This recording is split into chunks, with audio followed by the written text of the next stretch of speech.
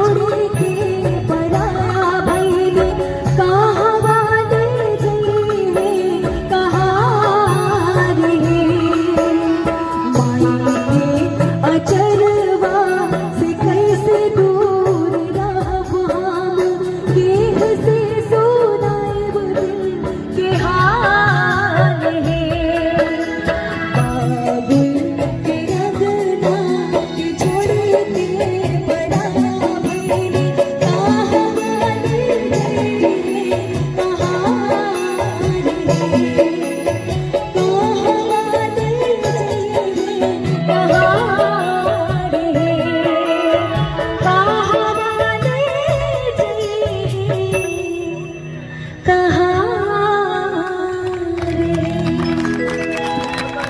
बहुत बहुत शुक्रिया, बहुत बहुत प्रणाम सभी लोग को। इतना सुंदर से, इतना प्यार से, इतना धीर के साथ गाना सुनने हो जा, गाना गाओ सफल हो जाला।